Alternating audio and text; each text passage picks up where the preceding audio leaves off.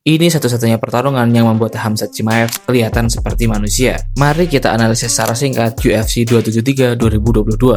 Khamzat Chimaev versus Gilbert Burns. Khamzat datang ke pertarungan ini dengan semangat yang berapi-api. Sebelum pertarungan ini, Khamzat membabat habis musuh-musuhnya di divisi welterweight dengan mudahnya. Apalagi di press conference, keduanya juga sangat panas. Dan dipicu oleh Gilbert Burns ketika dia mengatakan, "Aku bukan seperti lawan-lawanmu sebelumnya."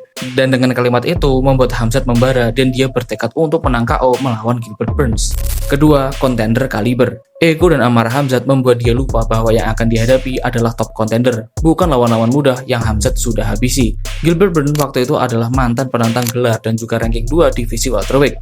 Selain punya power striking yang ngeri, Burns juga seorang grappler yang bagus dan pemegang sabuk hitam BJJ. Dan ada satu poin lagi yang mungkin tidak diperhitungkan oleh Khamzat. Gilbert Burns punya postur yang pendek dan itu membuatnya sulit buat di grappling. Yang ketiga, gameplan yang kacau. Menyambung poin dari ego dan amarah Khamzat yang kacau, gameplaynya juga nggak kalah kacau. Di ronde pertama masih berjalan cukup bagus. Khamzat masih bisa mendaratkan takedown dan juga mendaratkan jab keras yang membuat Burns jatuh. Tapi di ronde 2 inilah ronde di mana Khamzat seperti kehilangan akalnya. Ronde dimulai dengan adu striking. Sampai akhirnya Burns mendaratkan overhand telak yang membuat Khamzat goyah. Dan di sini letak anehnya. Sudah terkena overhand sekeras itu, Khamzat tidak melakukan takedown untuk menghentikan momentum Gilbert Burns. Padahal Khamzat tahu dia punya grappling lebih baik daripada Gilbert Burns. Khamzat malah melanjutkannya dengan dual striking. Dan di akhir ronde, Khamzat terkena counter crash dari Burns yang membuatnya tumbang, tapi masih diselamatkan oleh Bell. Setelahnya, Khamzat dimaki-maki habis-habisan oleh coachnya.